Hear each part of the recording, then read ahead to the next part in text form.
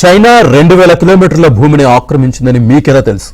నిజమైన భారతీయుడు ఇలాంటి వ్యాఖ్యలు చేస్తారా అంటూ కాంగ్రెస్ అగ్రనాయకుడు రాహుల్ గాంధీని మందలించింది సుప్రీంకోర్టు. భారత సైన్యంపై అనుచిత వ్యాఖ్యలు చేసినందుకు ఆగ్రహం వ్యక్తం చేసింది దేశం అత్యున్నత న్యాయస్థానం. భారత్ జోడో యాత్రలో సైన్యం గురించి కాంగ్రెస్ అగ్రనేత రాహుల్ గాంధీ చేసిన వ్యాఖ్యలపై సుప్రీంకోర్టు ఆగ్రహం వ్యక్తం చేసింది. 2022 డిసెంబర్ 9న భారత్ చైనా సైన్యాల మధ్య జరిగిన ఘర్షణ తర్వాత ఇండియన్ ఆర్మీపై రాహుల్ గాంధీ చేసిన వ్యాఖ్యలకు దేశ అత్యున్నత న్యాయస్థానం సీరియస్ అయింది. ఓ పిటిషన్ సందర్భంగా సుప్రీంకోర్టు రాహుల్ పై ఈ వ్యాఖ్యలు చేసింది. భారత సైన్యం గురించి రాహుల్ గాంధీ చేసిన వ్యాఖ్యలపై దాఖలైన క్రిమినల్ పరువు నష్టం కేసు విచారణను సుప్రీంకోర్టు చేపట్టింది. ఈ క్రమంలో రాహుల్ గాంధీపై మండిపడింది. 2000 చదరపు కిలోమీటర్ల భారత భూభాగాన్ని చైనా ఆక్రమించిందని మీకు ఎలా తెలుసు? మీరు అక్కడ ఉన్నారా? ఏవైనా విశ్వసనీయమైన ఆధారాలున్నాయా? మీరు నిజమైన భారతీయులైతే భారత సైన్యం గురించి ఇలాంటి వ్యాఖ్యలు చేయరని మందలించింది. ప్రతిపక్ష నేతగా ఉన్న మీరు ఏదైనా చెప్పాలంటే పార్లమెంట్లో మాట్లాడాలని, సోషల్ మీడియా పోస్టులలో చెప్పకూడదని మందలించింది. ఈ క్రమంలో రాహుల్ గాంధీపై లక్నో కోర్టులో జరుగుతున్న విచారణపై సుప్రీంకోర్టు స్టే విధించింది.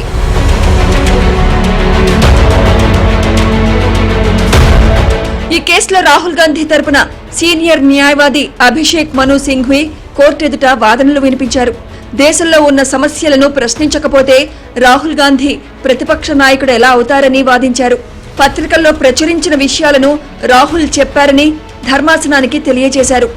ఒక నిజమైన భారతీయుడు మన దేశానికి చెందిన 20 మంది సైనికులను చైనా ఆర్మీ కొట్టి చంపిందని, ఇది ఆందోళన కలిగించే విషయమని చెప్పే అవకాశం ఉందన్నారు.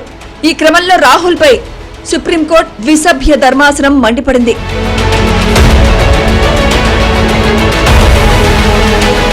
దేశ సైన్యాన్ని అవమానించేలా మాట్లాడారని ఆరోపిస్తూ రాహుల్ గాంధీపై న్యాయస్థానంలో లక్నో కోర్టులో పిటిషన్ దాఖలైంది. చైనాతో సరిహద్దు ప్రతిష్టంభన నేపథ్యంలో భారత సైన్యం గురించి రాహుల్ అవమానకరమైన వ్యాఖ్యలు చేశారని పిటిషనర్ ఆరోపించారు. ఈ క్రమంలో రాహుల్ అలహాబాద్ హైకోర్టును ఆశ్రయించారు. తనపై దురుద్దేశంతో పిటిషన్ దాఖలు చేశారని కోర్టుకు తెలియజేశారు. అయితే అలహాబాద్ హైకోర్టు రాహుల్ గాంధీ పిటిషన్ను తోసిపుచ్చింది. మన దేశం గురించి, మన సైనికుల గురించి రాహుల్ గాంధీ తక్కువ చేసి మాట్లాడటం సరికాదన్నారు. బీజేపీ జాతీయ ప్రతినిధి గౌరవ్ భాటియా ఇది రాహుల్ గాంధీ విశ్వసనీయత గురించి ప్రశ్నలు లేవనెత్తుతుందన్నారు. కాంగ్రెస్ పార్టీ నాయకుడిగా రాహుల్ గాంధీ ఎంత పరిణితి చెందారో ఇక్కడే అర్థమవుతుందన్నారు. రాహుల్ గాంధీ భారత వ్యతిరేక మనస్తత్వాన్ని ప్రదర్శించడం ఇదే మొదటిసారి కాదన్నారు. राहुल गांधी की भारतीयता पे इतना गंभीर कमेंट करता है, हर देशवासी आहत है. एक भारतीय अपनी सेना के लिए जो पूरे विश्व में सबसे वीर है, कैसे कह सकता है कि वो चीनी सेना से पिट रही है? An important question again about the credibility of Mr. Rahul Gandhi.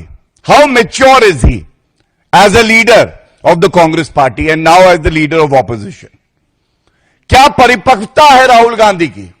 Rahul గాంధీని సుప్రీంకోర్టు తప్పుబట్టడంలో తప్పేం లేదన్నారు బీజేపీ ఎంపీ కంగనా రనౌత్. రాహుల్ గాంధీ శత్రు దేశాలకు మద్దతుగా మాట్లాడుతుంటారని ఎద్దేవా చేశారు. ఆయనకు भारत व्यतिरेक मनस्तत्व ఉందన్నారు. और भारत के अगेंस्ट हमेशा बोलते हैं, तो ये एक बहुत ही वेलकम मूव है बाय द सुप्रीम कोर्ट कि उन्होंने उनको इस तरह की फटकार लगाई है. अब आने वाले समय में भी है और लोगों को भी ध्यान रखना चाहिए कि वो भारत की अस्मिता को, अखंडता को और सबसे ज्यादा तो उनके मनोबल को किसी तरह की ठेस न पहुंचाए. 2022లో దేశవ్యాప్తంగా చేపట్టిన భారత్ జోడో యాత్రలో ఇండియన్ ఆర్మీ గురించి వివాదాస్పద వ్యాఖ్యలు చేశారు కాంగ్రెస్ అగ్రనేత రాహుల్ గాంధీ. 2000 చదరపు కిలోమీటర్ల భారత భూభాగాన్ని చైనా స్వాధీనం చేసుకుందని ఆరోపించారు. ఇది ఢిల్లీ వైశాల్యం కంటే ఎక్కువని, కానీ కేంద్రంలో అధికారంలో ఉన్నవారు దాని గురించి ఒక్క ప్రశ్న కూడా అడగరని విమర్శించారు. అరుణాచల్ ప్రదేశ్లో 20 మంది సైనికులు ప్రాణాలు కోల్పోయారన్నారు. చైనా ఆక్రమించిన భారత భూభాగాన్ని తిరిగి ఇవ్వాలంటూ మన సైన్యం చైనా సైన్యంతో చర్చలు జరిపినప్పటికీ ప్రధాని మోదీ ఈ విషయంలో అబద్ధాలు చెబుతున్నారని ఆరోపించారు. ప్రధాని మోదీ అసలు ఆక్రమణే జరగలేదంటున్నారని, దీని గురించి దేశ మీడియా ప్రశ్నించడం లేదని విమర్శించారు. ఈ మేరకు రాహుల్ సోషల్ మీడియాలో పోస్ట్ చేశారు. దీంతో ఆయన చేసిన